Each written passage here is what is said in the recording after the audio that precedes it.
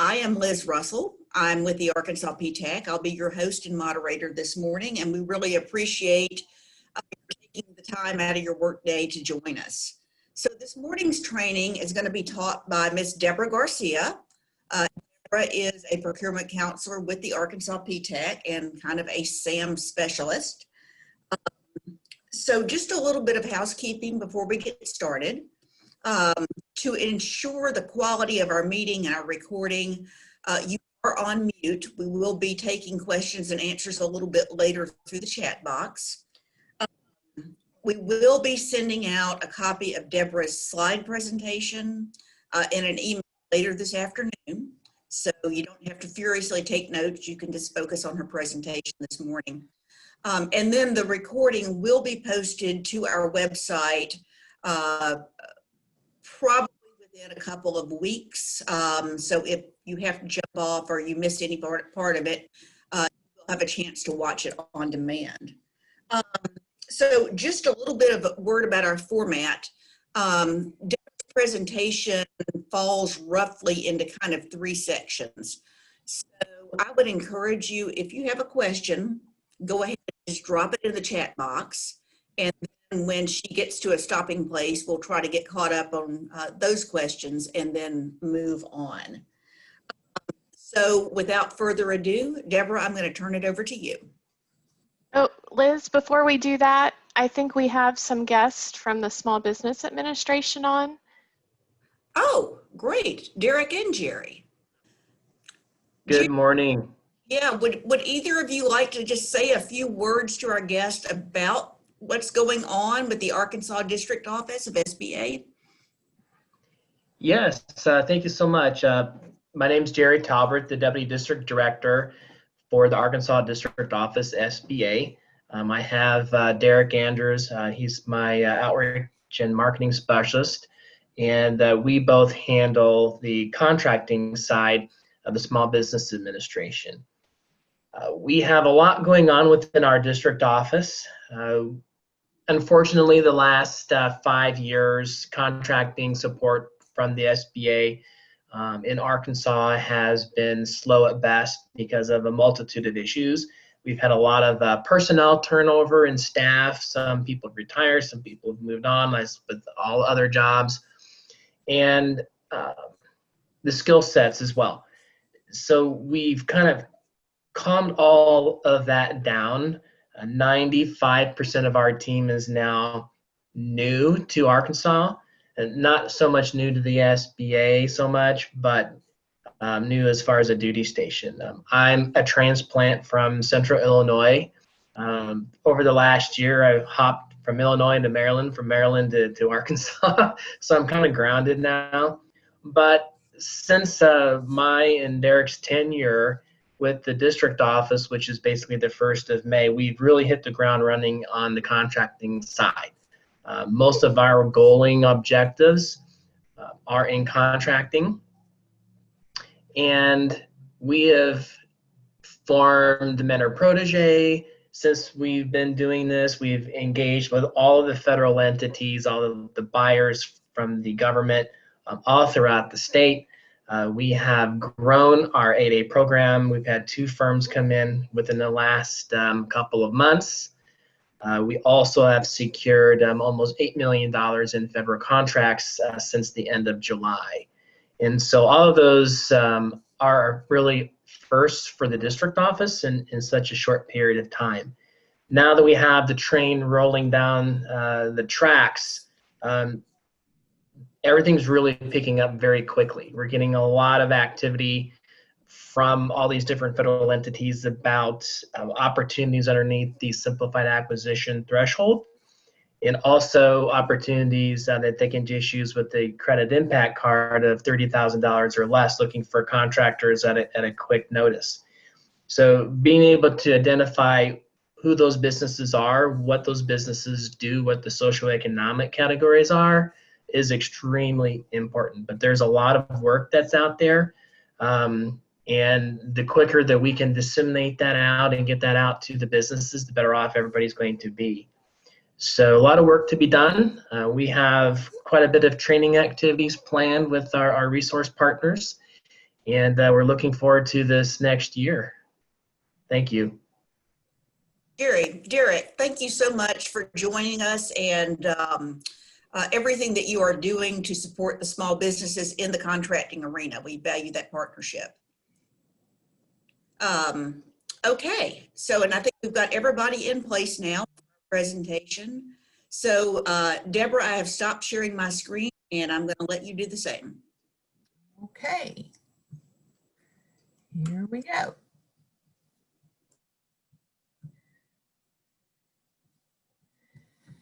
Okay, you see our little PTAC? All right, I want to explain exactly what we are for those that are not familiar with us. Once upon a time, the federal government, the Department of Defense, decided that any contract that is expected to be under $250,000 would automatically be set aside for a small business. Well, they weren't getting very many bids. So then it hit them that a smaller business just didn't realize how to bid and they needed assistance. So the PTACs were born. And we are funded through a grant through the Defense Logistics Agency, through the Department of Defense. And we are here at no cost to you to help you be able to bid on government and state and local contracts.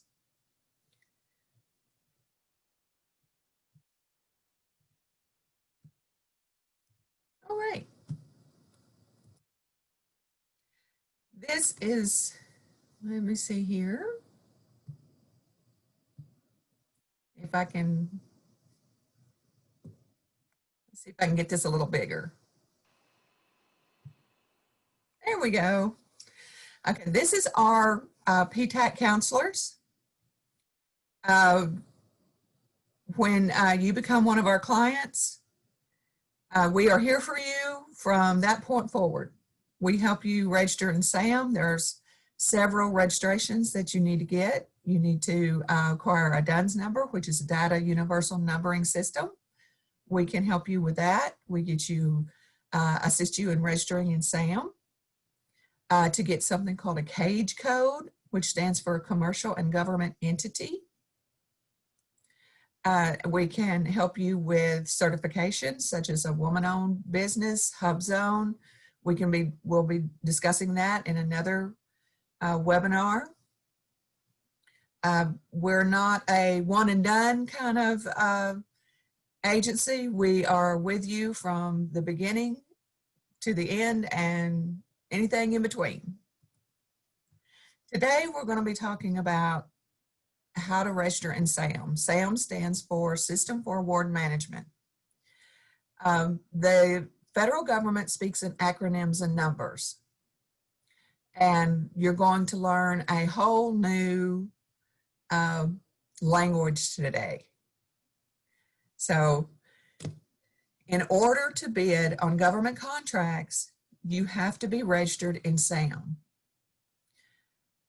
SAM is also a way of setting up a direct deposit for when you get a contract. Now, not if, but when you get a contract with the federal government, that's the way they will be depositing the money that they owe you into your account. This is what SAM looks like. All you have to do is do sam.gov, and this is where it's at.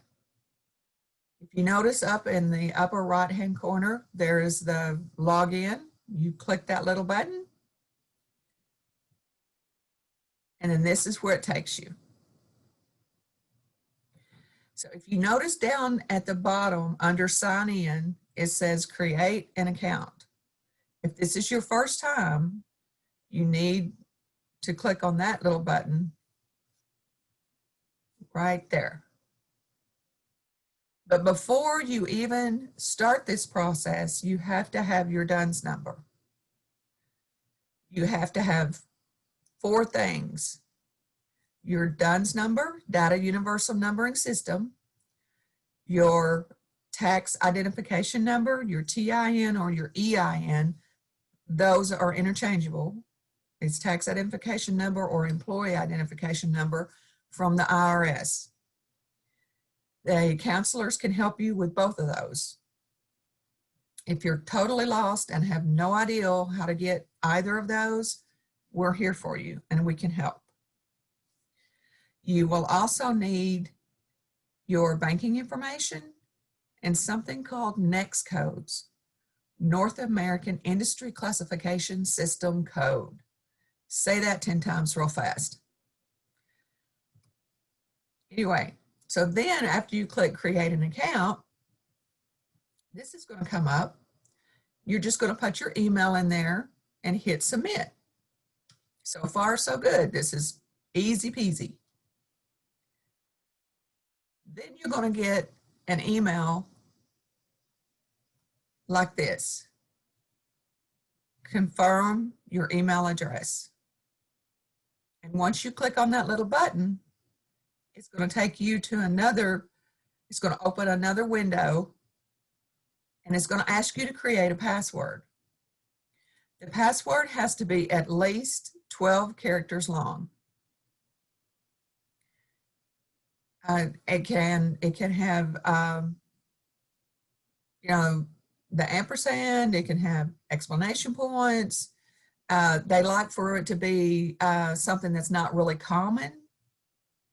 And let me tell you, they will tell you. See down here where it says password strength very weak? You would go, and you keep going, and then it'll go, oh, it's so-so. And then it will turn green, and it'll either say good or great. And then you'll know the password's ready to go and that they will accept it. And once you get the good or great and the little green, you hit continue. This is the next page you're going to get because it has a double security. We don't want anyone in your SAM but you. You know, there are, you know, you're going to have your banking information in there, a lot of information that we don't want anyone to have but you, okay? So this is double security.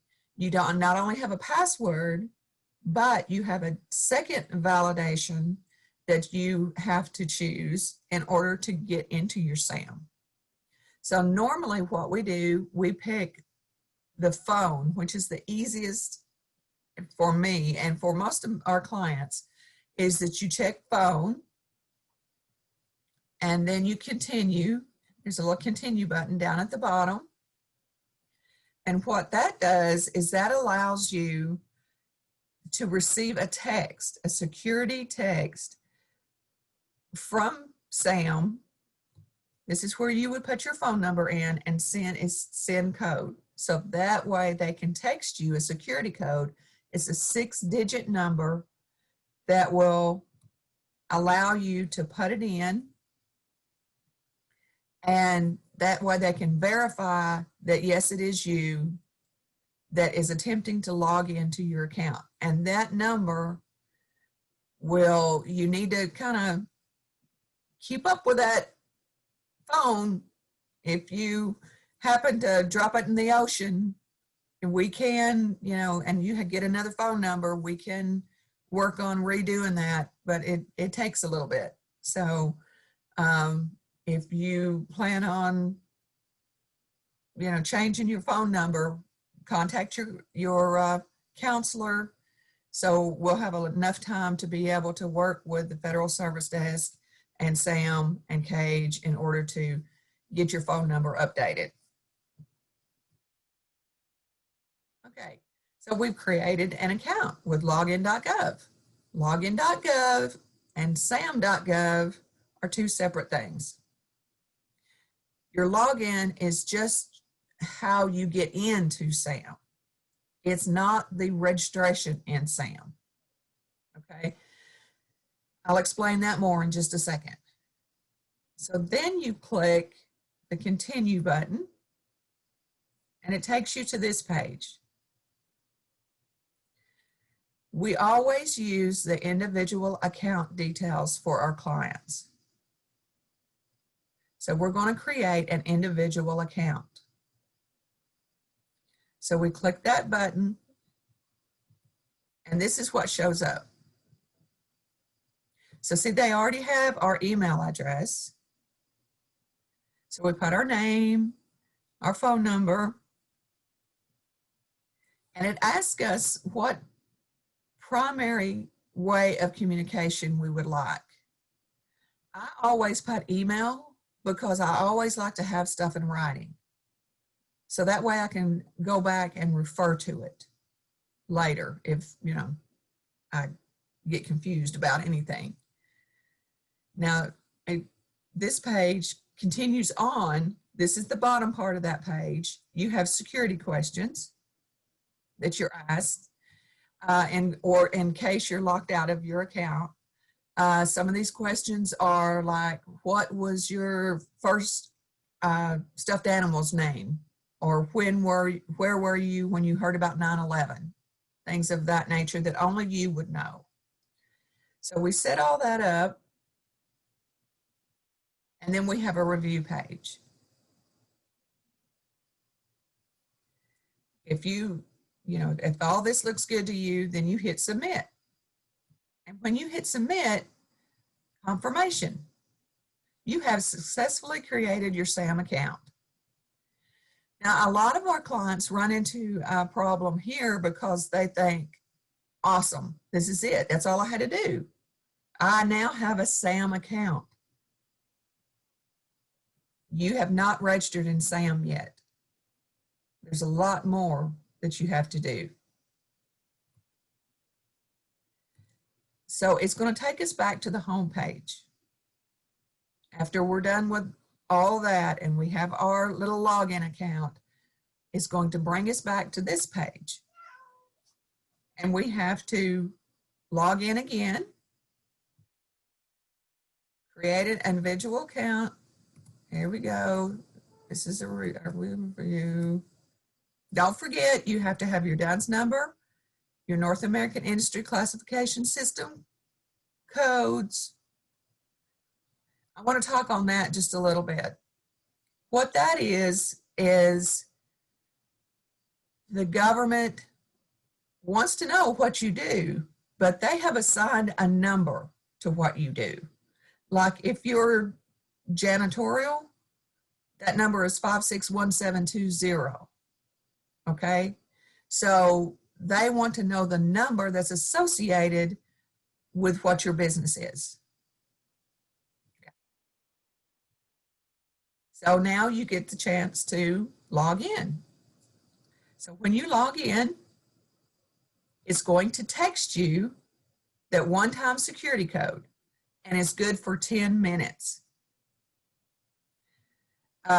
I encourage you to make sure that that's your phone and it's on you. I've had problems with it being someone else's phone, and then we have to track them down, and they may be in a meeting, and then the 10 minutes expires, and then we have to go, over that again. So let's keep it your phone close at hand. And this is the terms and conditions. This is the page after you log in and after you go through the text security code. This is just a user agreement, that you will agree to the system of award management authorizations, and that you won't do nothing that's unlawful or prohibited. And then you hit the little accept button. And this is the beginning of your registration in SAM. Okay, now what we're going to do is we're about to go live. And I'm going to show you what my SAM looks like. So let me see if I can get this down.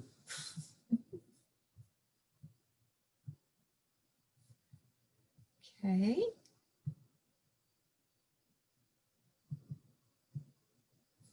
Okay, we're going to share screen.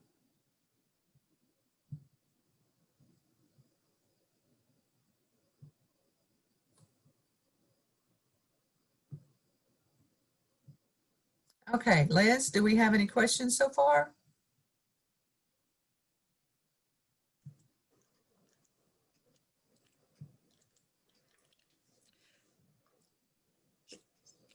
Deborah, I don't see any in the chat box, but this is a good time if anybody, getting into SAM is kind of like math. If you get behind, it's hard to catch up. So if you've got any questions at all, go ahead and drop them in the chat box now or later, and we will be sure to get to them. Okay. All right. So this is the SAM login and we're live.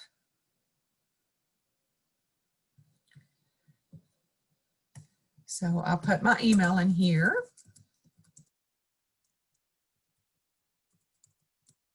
And your password.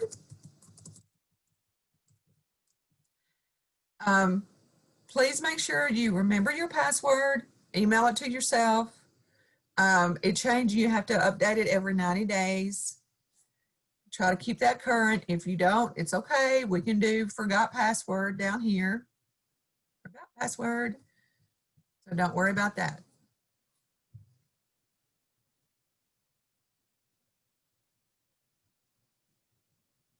Okay. See, as in the PowerPoint, here's your little I accept. Click that. And we're here.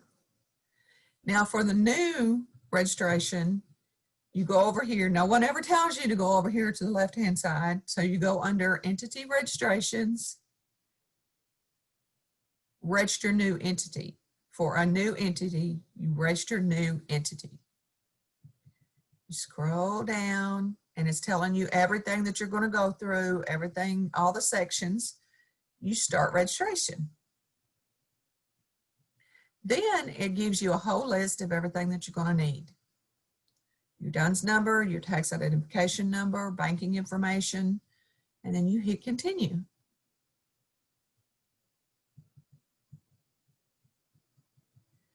Now they want to know what type of entity you're registering. Who are you? Are you a business? Are you a state government, a local government? Even in order for a state or a local government to receive a grant, they too have to have a CAGE code. So normally, if you're a business, we put business, only makes sense. So why are you registering this entity? I want to be able to bid on federal contracts or other procurement opportunities. I also want to be able to apply for grants, loans, and other financial assistance programs. The second one knocks you out of being able to bid. Okay, so we want to always check the first one because we want to be able to bid on contracts. Scroll down, next. Okay, this is just the description, purpose of registration, all awards. And this is what we're going to go through, all the information that they're going to want. Now, this is where you put in your DUNS number and the information that's associated with your DUNS number, your business information, your address, all that. Now, because I already have an existing, CAGE and an account, what I'm going to do is I'm going to go back and show you my existing entity. So I can go further. You cannot use the same DUNS number to register another entity. Now, okay, I hit existing entity and then this comes up. You have to click on that. I am registered as a sole proprietor. So my business name does not show up. It's under my social security number, not my federal tax ID. And then you scroll down and there's my information. And I want to update my entity. Now it wants to know, what would you like to update? If you are a new client or a new registration to SAM, you would put purpose of registration and remaining entity registration. So that means everything. So that's what we're going to put. If you are an existing and you want to update like the points of contact or your banking information, you would use the second one. Or if you just want to update your points of contact, of course you would do the third. So we're going to do the first one. Next. This, remember that? That was from when we were doing a brand new one because we're a business and we want to be able to bid on federal contracts. This is not as complicated as people try to make it. It automatically put in my DUNS number. And right here, you have to be very careful because it wants the information that's associated with your DUNS to be exactly the way Dun & Bradstreet has it, okay? So it has to be spelled exactly the same.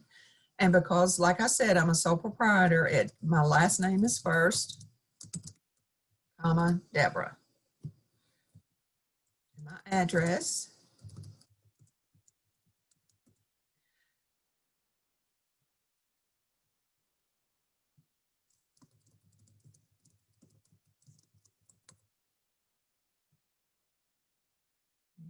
Drop down.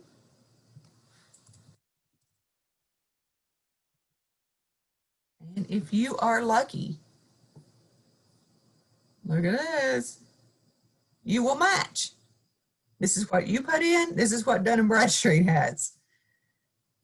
So we matched. So all you do is save and continue. If it does not match, you need to consult a counselor so we can get with Dun & Bradstreet to make sure exactly how they have it. Okay, so call your counselor. Okay, it wants to know the month, date, and year that your business started. And it also wants to know when you close your books. Most companies close their books on the last day of the year, 12/31. We don't deal with the company division name or the division number. Now this here, the congressional district is automatically put in for you. So you don't have to worry about that because 90% of the time you won't know what district you're in anyway, and it automatically populates that. The MPIN, okay. The MPIN is as important or more important than your password. You can change your password, okay? You remember it said forgot password back there? Your MPIN, if you don't know your MPIN, you can't update your MPIN. You can't change it. So you have got to know what MPIN it is. I mean, I don't care what you got to do. Tattoo it on the back of your hand. Don't forget your MPIN. Okay, it's 9 characters long, not 8, not 10, exactly 9. Letters and numbers only, no special characters. It has to have at least 1 letter and 1 number. Make sure you remember this, because if you ever want to change it, you have to know the old one. Watch this.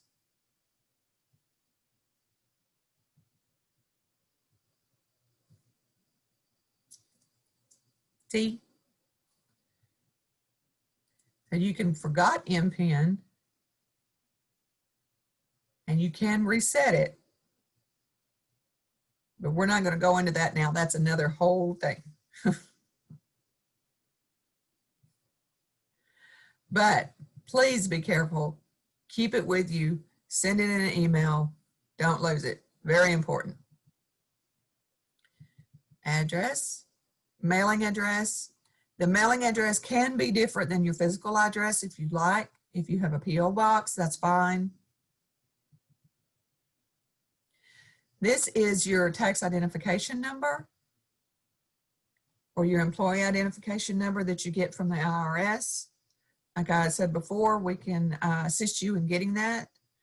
The IRS has a website that you can actually apply for a tax identification number and receive it within 20 minutes, 20 to 30 minutes online. And we can assist you with that. So you put this in, save and continue.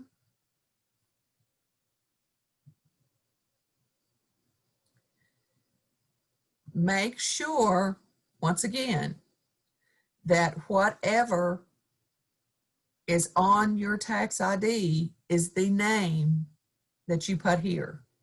That's the name of the business.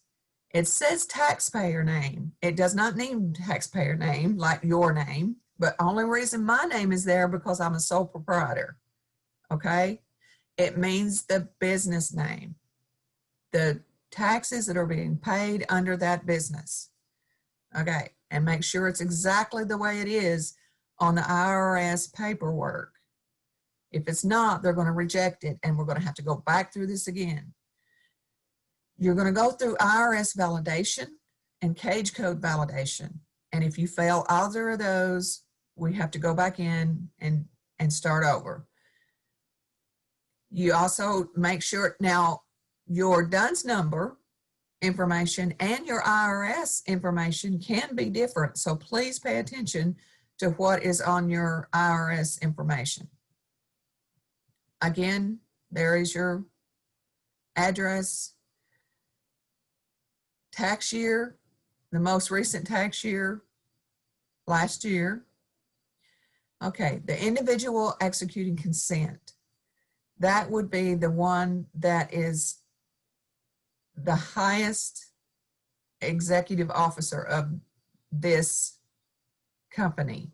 So that's me, because I am a sole proprietor and I'm the owner. The MPIN works as your signature to give consent for the IRS to make sure that you are not delinquent in taxes, that you're doing great, everything's cool. So what we do is we put our MPIN here, and then the date would automatically populate by itself. Now, if this is your first time to register, you will not have a cage code. So you would put no, because you would not have one yet. That's the whole purpose of registration, is to get your cage code.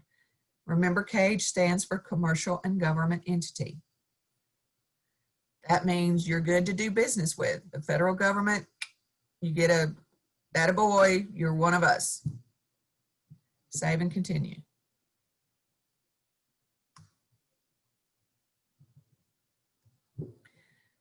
Does another entity own or control the entity you are registering? So that means, do you have a parent company that is over you and controls what you do or how you operate your business? No.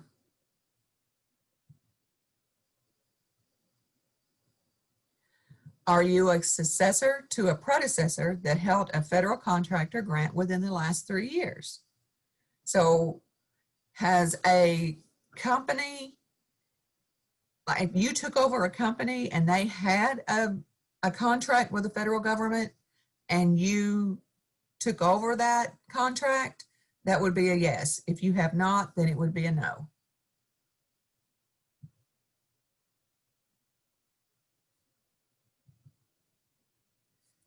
Okay, country of incorporation, United States. State of incorporation, Arkansas.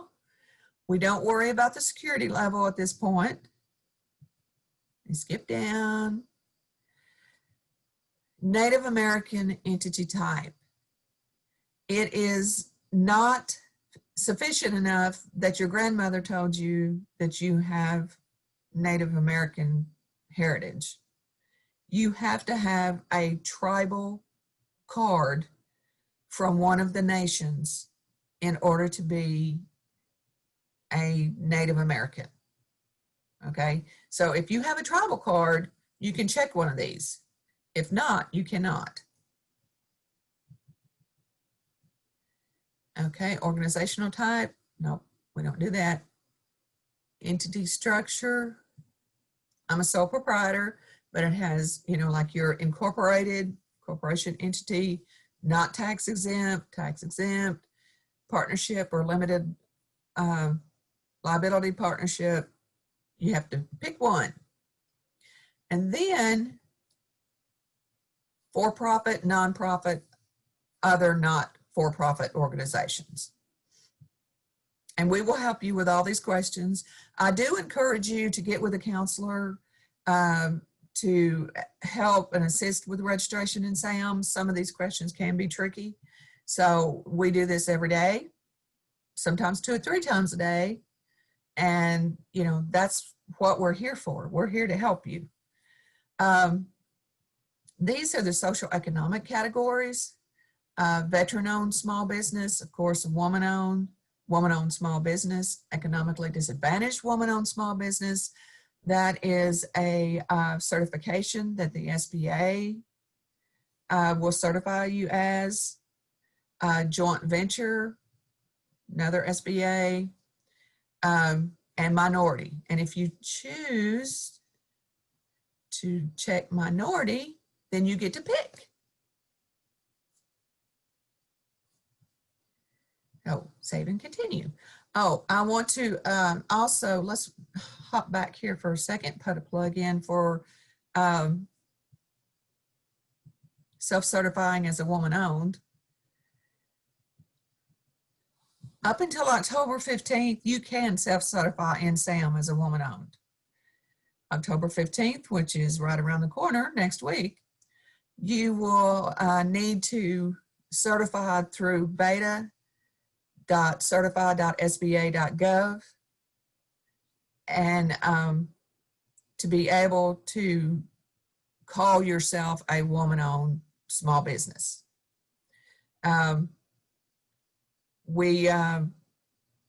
know I keep saying this, but we can help you do that as well. Just give us a holler. We'll show you where to go, how to do it. And you can also, there are third-party certifications, third-party people that will certify you as being a woman-owned, but that cost a little bit of money. And if you're like me, you don't have money to throw away. So now, this is our financial information. First thing is, do you accept credit cards? No, I don't. But I'm sure most of y'all will in your business. You put in your routing and your account number. Now, once you do that, you see there's only the last 4 digits that will show. If you ever want to update this information, you have to know the old routing and account number in order to enter your new routing and account number. So we've come across that quite a bit, is that you have to, you know, oh, I had that bank, you know, years ago. Well, you're going to have to find it. And we're going to have to put it in there in order to put your new one, get your new one going. This is the bank telephone number in case they need to get in touch with the bank that we're using.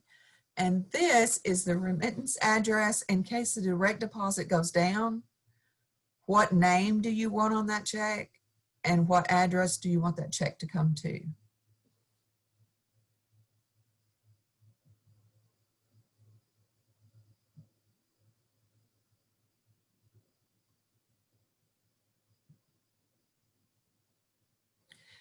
Okay. This question is, did you do more than 25 million gross revenue from the U.S. federal contracts, subcontracts, loans, grants, or cooperative agreements in the last year? I have yet to have anyone say yes. And I always tell my clients, if either of us had, we would probably not be having this conversation right now. So that is usually a no. They want to know if you are in court proceedings with the federal government. Is the court suing you for anything? So usually it's no. We don't have to worry about that. And if it's yes, then they want to know within the last 5 years, you know, how civil proceedings greater than 5,000. But most of the time it's no. You know, you have to really have done something to have the government sue you. So this page here is search authorization. So what this means is that if you allow this little box to be checked, you can be searched in SAM.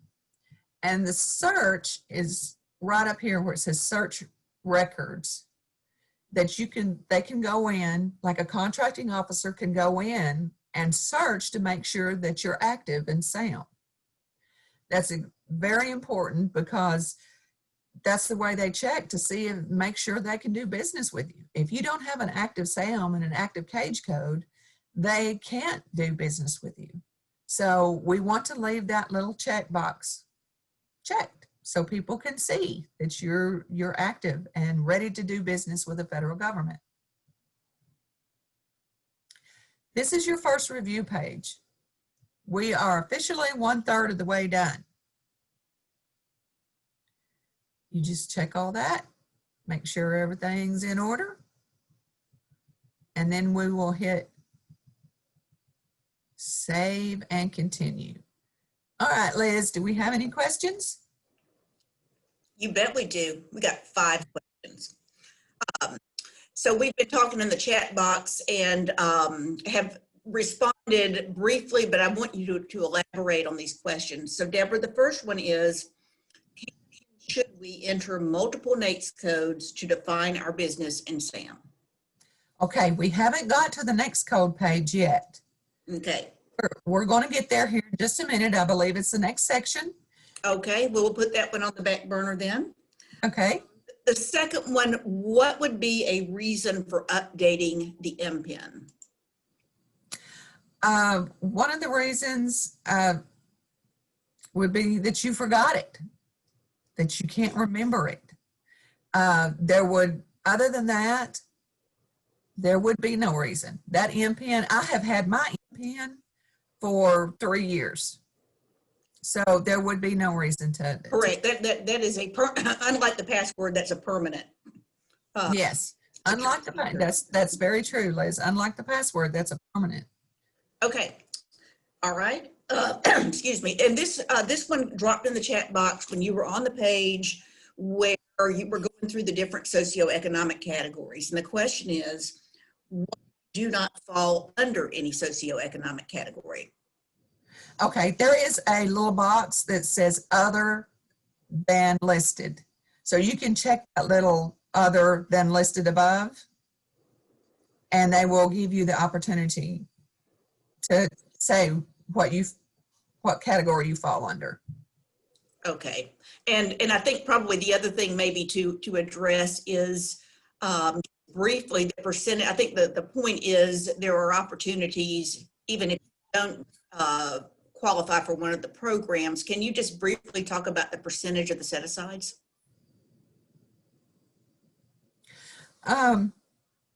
We have set-asides for 8A, the Hubzone. All of these are certifications. Mm-hmm. Okay. We have the Service Disabled Veteran Owned, which is through the VA. Now, you're going to have to correct me on the percentages. Okay. Okay. I believe the hub is 3%. Correct. Overall budget for the defense budget. And you're going to have to help me with the rest of them. Okay. Yeah, so I mean, I guess probably what I would often say to my clients is give or take 23% of the federal budget typically goes to small business spending. Yeah. So, you know, you have 5% for 8A, 5% for woman-owned, 3% for service disabled veteran, and 3% for Hubzone. So you can just see that that still leaves a lot of opportunities for small businesses outside of the set-asides. Right, exactly. And remember, any contract that's expected to be under 250,000 is automatically set aside, you know, for a small business. So the big boys like Northrop Grumman, Halliburton, all the big boys, they can't even touch it. And to me, a $250,000 contract is a lot of money. A nice little chunk of change. So, Yes. okay, so we have two more questions. Okay. I am a service disabled veteran owned small business. My wife is 49. This is a good question. My wife is 49% owner. Can we register as a woman owned small business as well? No, you have to choose. The whole thing is majority. Whoever has the majority ownership of that business, which is 51%, that is what you need to hang your hat on. So, you know, if the veteran has 51%, then go with a service disabled veteran. But if you want to take that other percentage and hand it to your wife, you know, you can, then it can be a woman owned, but it's the 51%. Now, I have a follow-up. And it's not just an ownership issue. It's also who is actually running the business. Running, yes. So as a follow-up to that, what if it was a female service disabled veteran owned? That would be, yes, that would be a service disabled veteran owned, woman owned business. You get 2 boxes. Okay. For one. All right. And we have one final question, and then we can get on to your next section. What if you have started your business in Arkansas? This may be one of these it depends questions, Deborah. What if you have started your business in Arkansas, registered in Sam, later you relocate to, hold on, the feed just got away from me. What if you relocate to another state? What would need to be done? First thing is you need to update your DUNS. You need to update your address and DUNS. Then you can go in and update your address and everything in SAM. And then that way they'll know exactly where you're at and what you're doing. Okay. But DUNS is first. First DUNS, and that's it. Okay, and here is one more question. And I think we probably are going to have a whole training on this question here in about a week or so. But does certification as woman-owned or American Indian have any bearing on the bidding process? There are set-asides for, they literally, that's what they're called set-asides because they are literally set aside for that specific group. Okay, nobody else can bid on them. So yes, they do have a bearing on it, but like Liz said, we're going to have a training on that coming up pretty soon about certifications and set-asides. So you need to stay tuned for that as well. It's very interesting and very informative. So we need to sign up for that. Exactly, and Melanie's going to address that at the end, but I believe it's on the 15th, correct, Melanie? We'll have more information at the end of the presentation. Okay, Deborah, thank you so much. You can move right along. Okay, so this is our first review page. You just save and continue. Aha, see, this is our next codes. So let me show you. I gotta move my, okay.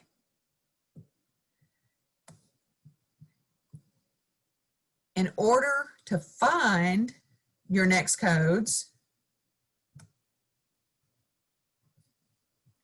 you would find them. Okay, hang on, buddy. Now, I didn't practice this, so hang in there with me. I always have all these bookmarks down here because you would find them here. North American Industry Classification System Code Search, right here. They update the codes every 5 years.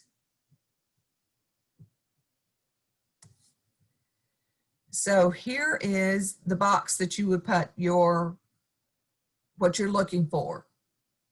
So let's do machine. And it usually likes one word at a time. So if we're looking for like machine shop, you keep looking. Look at all of them. There's so many. They have numbers for everything.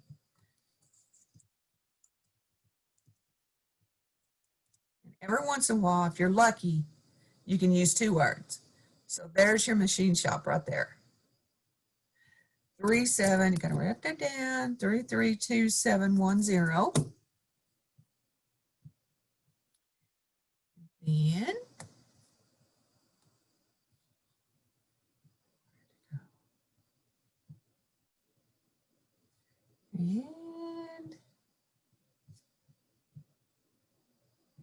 and don't tell me I lost this whole thing.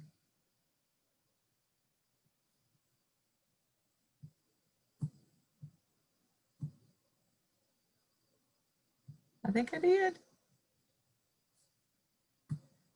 All right. We're gonna have to log back in. Yay! I am notorious for that.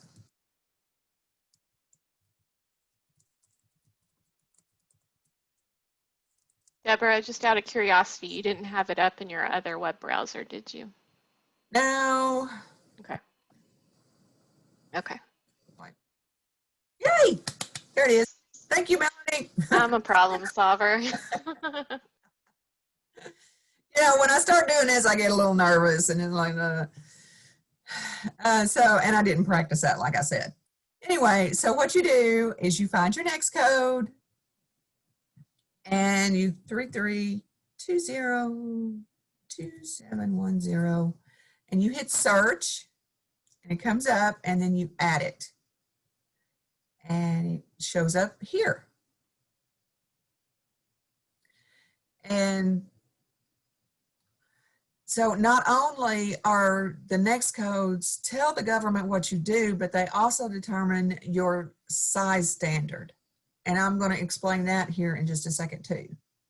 Your size standard determines if you're a small business or not. And also when you are bidding on a solicitation, each solicitation has a next code that is associated with that solicitation, okay? So you cannot bid on that solicitation unless that next code is in your SAM, okay? So if you honestly believe that you can do that, what they're asking for, that next code has to be in your SAM.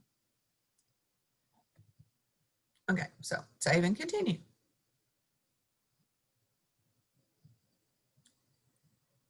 Okay, now this is where they want to know your annual receipts and how many employees you have. This is not down to the penny, but you know, we need a pretty good ballpark because this also is going to determine your size standard and whether you're considered small or not. So you can just put in the worldwide, which encompasses, you know, the location as well, or you can do both of them. I usually just do the worldwide. Save and continue. EDI, Electronic Data Interchange. That is a software program that the federal government uses to exchange large amounts of data between a contractor and the federal government. Now we're talking the billion and trillion dollar contractors, okay? So most of us are not there yet, but remember I say yet because we can get there, okay? I have no doubt that everyone listening to my voice right now has the ability to be one of those contractors, okay? You can do it. This is the Disaster Response Registry. That means if a hurricane hits Texas again, which, you know, odds are, especially this year, it's going to, they want to know if you want to go. If FEMA reaches out to you, would you like to go? Okay, if we say yes, then they want to know if your company requires bonding. Like if I'm a janitorial, yes, it would require bonding. They want to know exactly how much your bonding level is. Get with your insurance agent. Find out. Let's say 500,000. Then they want to know what area would you be willing to go help in. You can pick any state, one state, or multiple states. And if you pick multiple states, you get to pick 3. So you can just, any of them. And you would be considered for that.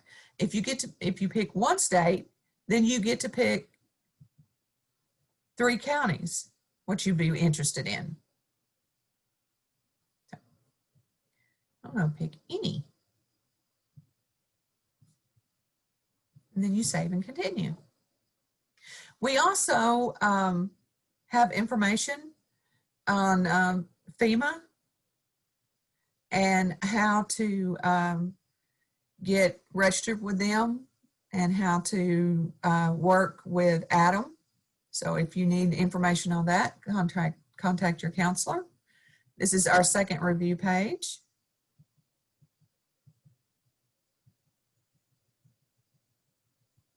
Save and continue. Okay.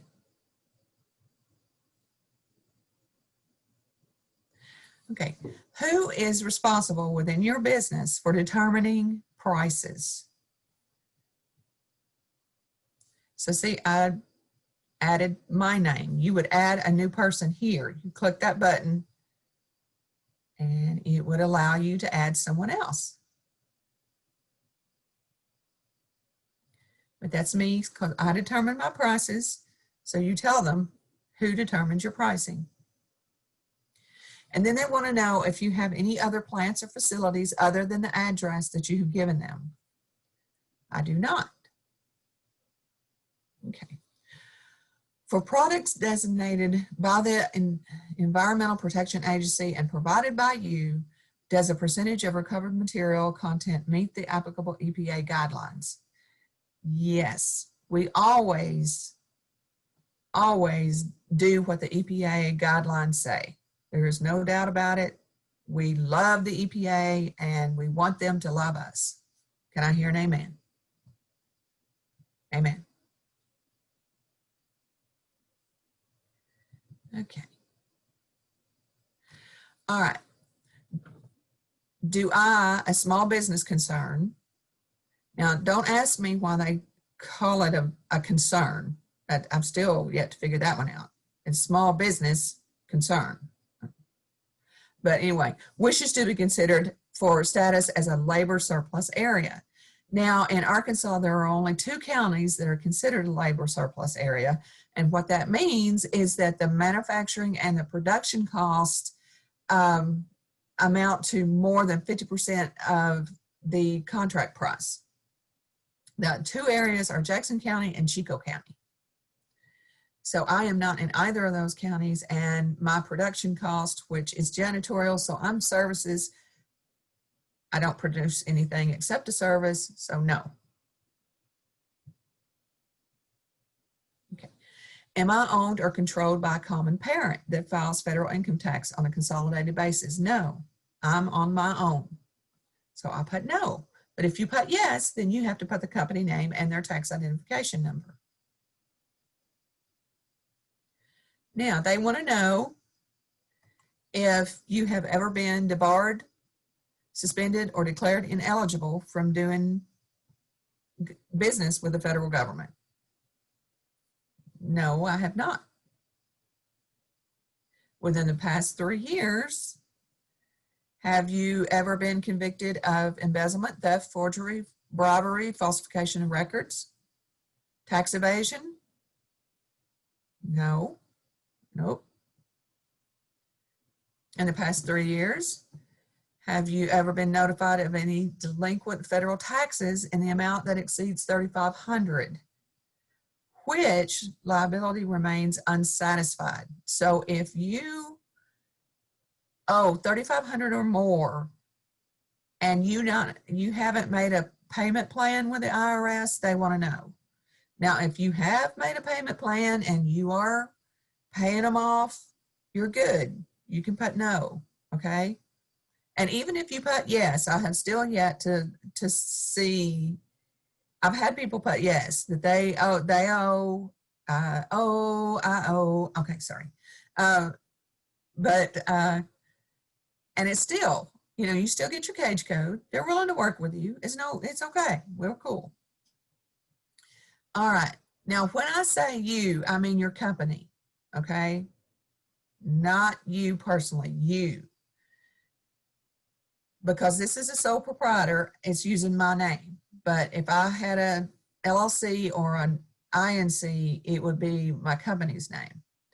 So the next question is my company or any of the principals ever been criminally or civilly charged by a government entity? No. Okay, and within the last 3 years, have I ever been terminated for cause? And that means I did have a federal contract, and cause I did something wrong, they terminated me. And we don't want that to ever happen. We want them to be happy with us. We want to do our best. We want to make everything right. Because once you get terminated for cause, it's very doubtful you'll ever get another contract with the federal government. Okay, so we don't want that. All right, Hubzone is another certification through the SBA. It is geographically situated. That's another wonderful program. The primary office needs to be located in a hub zone, and I believe it's still 35% of the employees must also live in a hub zone, not necessarily the same one. Hub zone is defined as a area with high unemployment, low wage area. So what the hub zone does, we want to build that up. We want it to do well. We want it to thrive. So that's what the hub zone does. Okay. Now they're asking, do I provide any data to the government that qualifies as limited rights data or restricted computer software? No, I do not. Save and continue. Okay. I'll try to speed this up. So, are you a small disadvantaged business? That also is a certification that we need to discuss. It is a social and economic disadvantage. And the answer to that question, C17, is down here, below the box, right here. Okay. Now, if you notice this right here, this is our high standard. This tells you, number one, machine shops, I can have up to 500 employees and still be considered small. Janitorial services, I can make 19.5 million over the average of 3 years and still be considered small. Okay, that's how you determine. Remember, anything under 250,000 is automatically set aside for a small business. That's how you determine if you're small. Okay, so that's what a size standard is. Okay. Do you use child labor? No. Okay, that's good. Good answer. Have you had previous contracts or subcontracts subject to the Federal Acquisition Regulation? That's equal opportunity. No, I have not, because I have not had any contracts yet.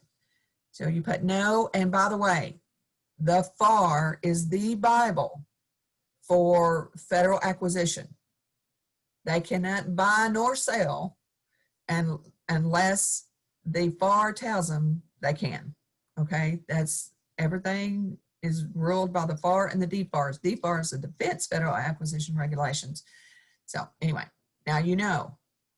All right, are any products delivered to the government by me foreign, non-domestic end products? No. Okay. Have you filled out required EEOC compliance reports? Yes. I fill everything out. I am an equal opportunity employer, but I have not had previous contracts subject to a written affirmative action program. Okay. Do I maintain, calibrate, and or repair information technology, scientific, medical, and or office business equipment? No, I do not. I am janitorial. Save and continue. Okay. Remember FAR, this is a FAR response. Do I provide services as described in FAR 22.1003-4, which deals with real estate and hotels? Now, anytime you feel that you need to read this, here we go. Real estate services, including real property. All you got to do is click on the little blue right there, and it opens up and you can read it. So here you go. Are you an inverted domestic corporation? Number 27. That means, is your parent company overseas? No. Are you a subsidiary to an inverted domestic corporation? No, I am not. Okay, now they ask you again about your federal tax liability. So no, I still don't have any tax liability. I have not been convicted of a felony in the last 24 months. I did not make $7.5 million in federal contracts last year. And I do not provide covered telecommunications equipment or services as a part of its offered products or services to the government.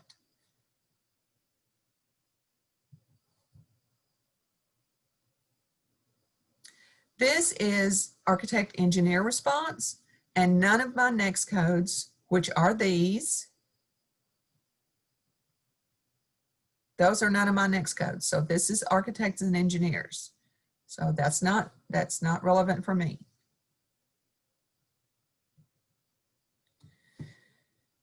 This question, do you want to bid or currently hold any DOD issued or DOD funded contracts? So yes, I do want to bid on the contract. I don't hold one right now, but I do want to bid. Okay, do I anticipate supplies being transported by sea? No, I do not. Most of the time what we do, we fly supplies over. We do not put them on a boat and ship them, okay? Do you represent that the prices as set forth in the contract are based on the wage, and are controlled by a foreign government? No, no foreign government tells me what price I'm going to charge for my service, okay? No. And are you effectively owned or controlled by a foreign government? Shoot, no. Okay, the foreign entity in which am I a foreign entity in which a government of a controlled foreign country has ownership interest that enables the government to effect satellite operations? No. Okay. Am I a foreign entity that plans to provide or use launch or satellite services? No. Am I offering commercial satellite services provided by a foreign entity? No. And am I offering commercial satellite services provided by a foreign entity that plans to or is expected to provide or use, launch, or other satellite services? No. But I've never had anyone say yes to this, but I sure wonder what would happen if they did. I would think probably the men in black would be knocking on your door before you finish this.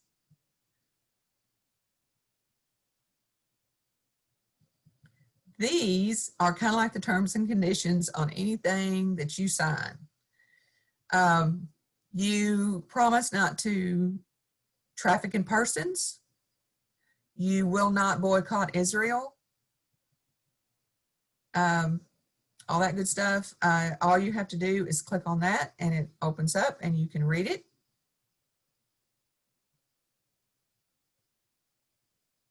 And then you scroll to the bottom. It's buy American when you can. Don't discriminate in any way. Save and continue. Whoop, wait a minute. Okay. Now this one, do you wish to apply for federal financial assistance project or program?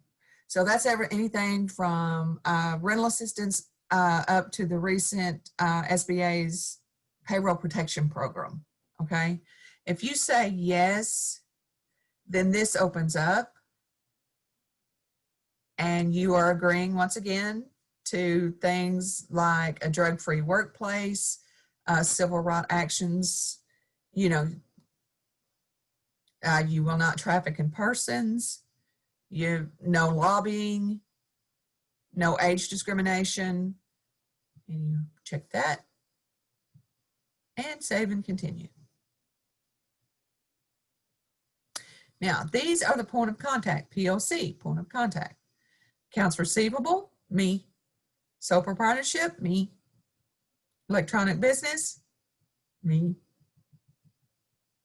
Government business point of contact. Okay. Save and continue.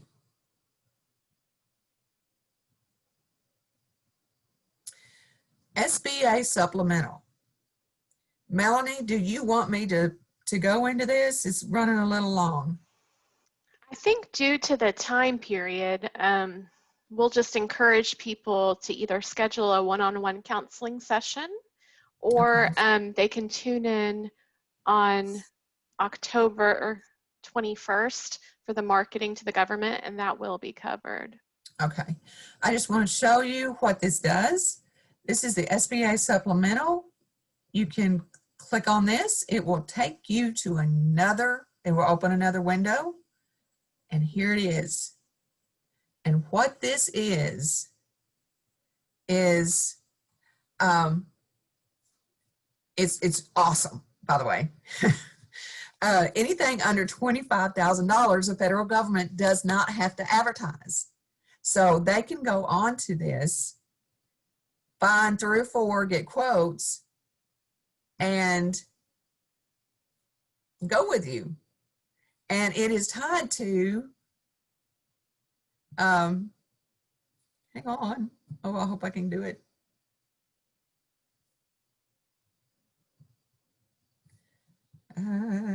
Okay. It's so exciting. I get a little excited. Ta-da, that's the page right there. And it's so important that you go in there and fill out all your information, because if you don't, it looks like this.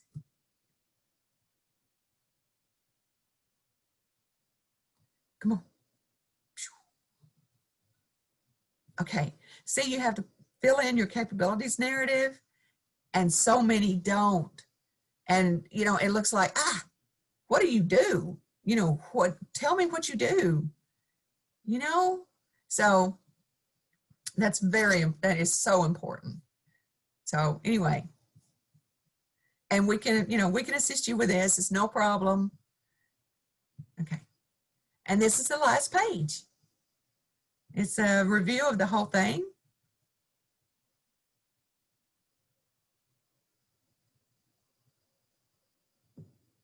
And then you just hit submit. And then it will say, congratulations, your registration has been submitted. And they will send you an email saying the same thing. You will have, you will go through IRS validation and cage code validation.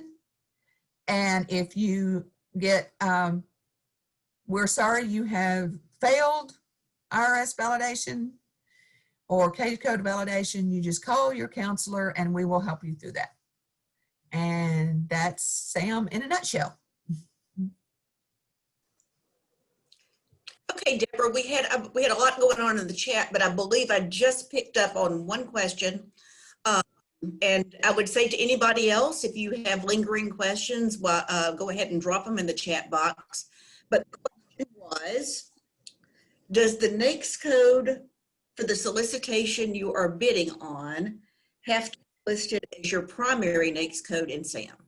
No, it just needs to be in your SAM, not as your primary, just in there. Okay, great. And here is another question. What happens if I let my SAM expire? Okay, we can renew it. You know, it's no problem. If you happen to lapse, it'll be all right. But you remember, you have to be active in order to bid. If you let it expire, you will not be able to bid during that time that you're expired.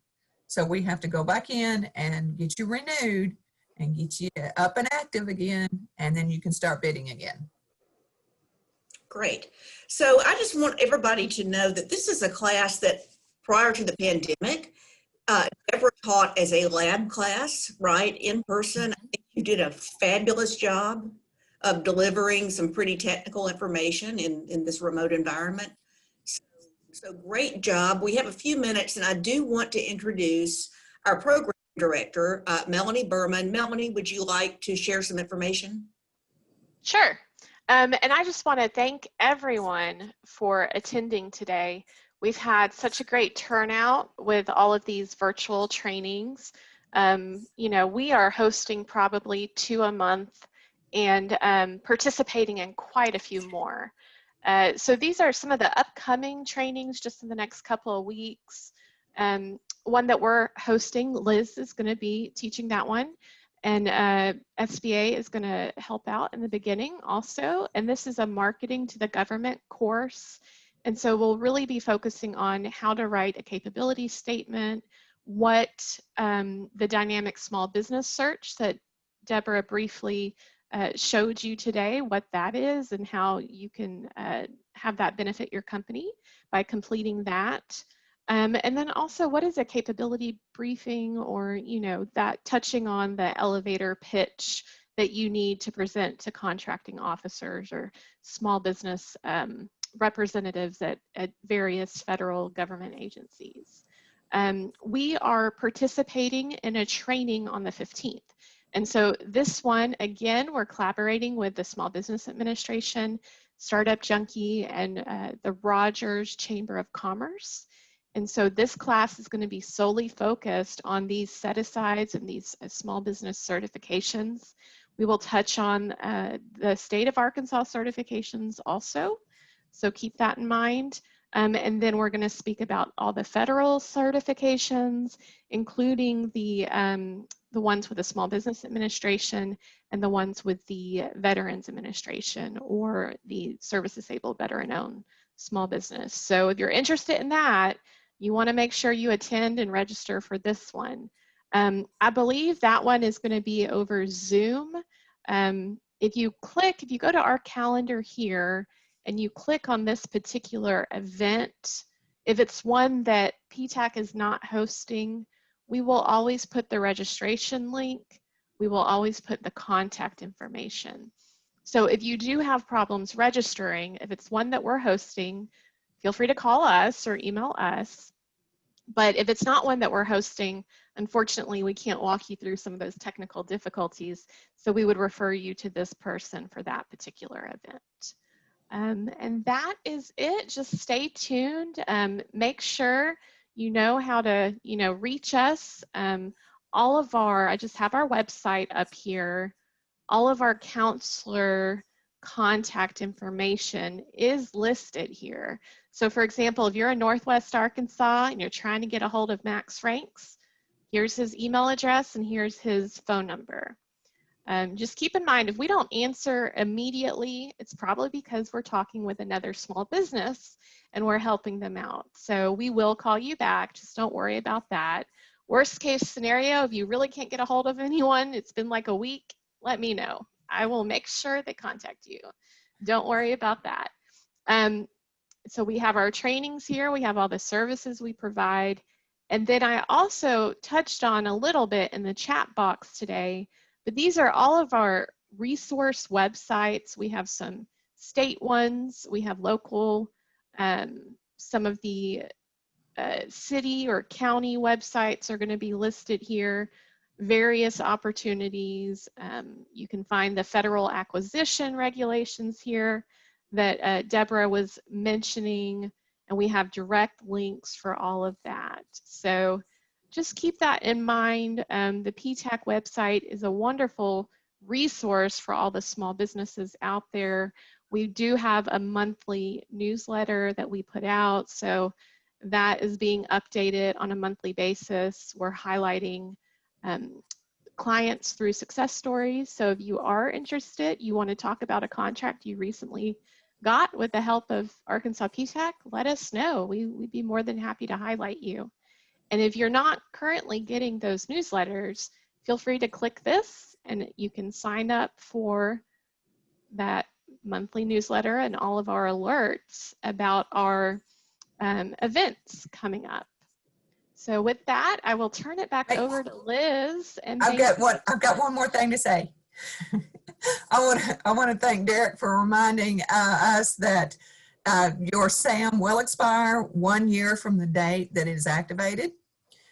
You will be getting reminders like 90 days prior to the expiration, but also you will be getting people trying to get you to pay them to update your SAM. Do not pay a penny. All this is at no charge.